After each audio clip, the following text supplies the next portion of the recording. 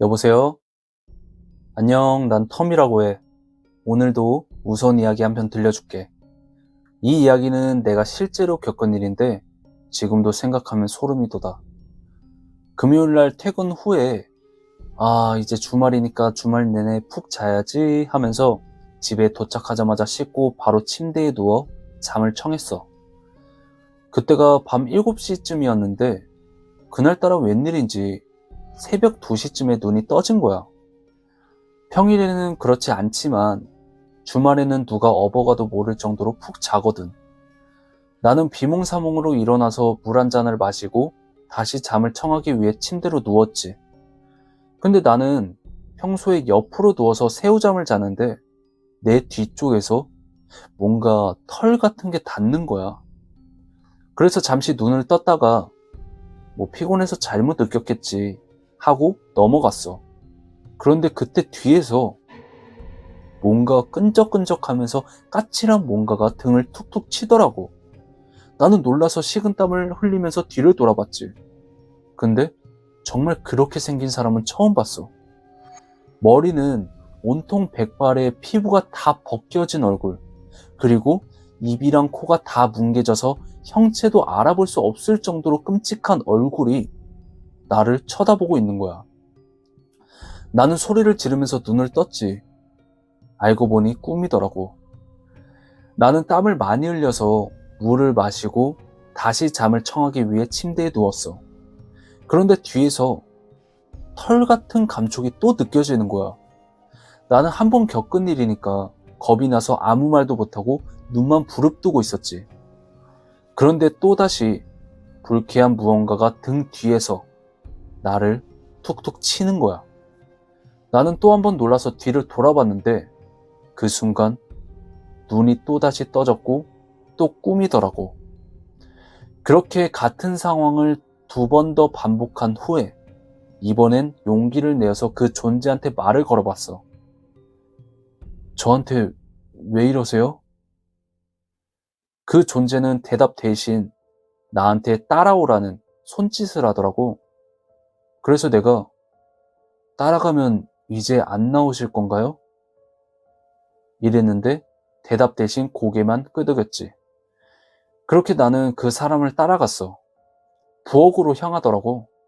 그리고 나한테 냉장고를 가리키길래 냉장고를 열고 나니까 그 존재가 투명한 유리병을 가리키는 거야.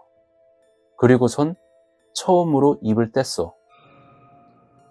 목마를 테니까 마셔.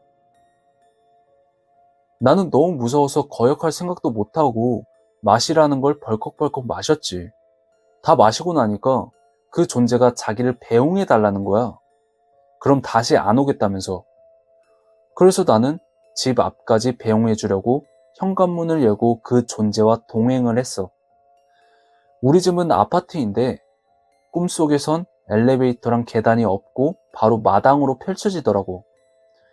그리고 그 존재를 배웅하는데 희한하게 평지를 걸었음에도 불구하고 온몸에 땀 범벅이 되면서 엄청 힘든 거야. 그렇게 대문에 도착해서 그 사람이 가는 것까지 보려고 한 발짝 더 다가가니까 분명히 앞에는 아무것도 없는데 자꾸 막히더라고. 그리고 그 존재는 손으로 이리 오라는 제스처를 계속 취했는데 가려고 해도 가지질 않는 거야. 그런데 그때 머리에 물이 뚝뚝 떨어졌고 그때 잠에서 깼어. 잠에서 깨고 보니까 다리가 옥신거리더라고.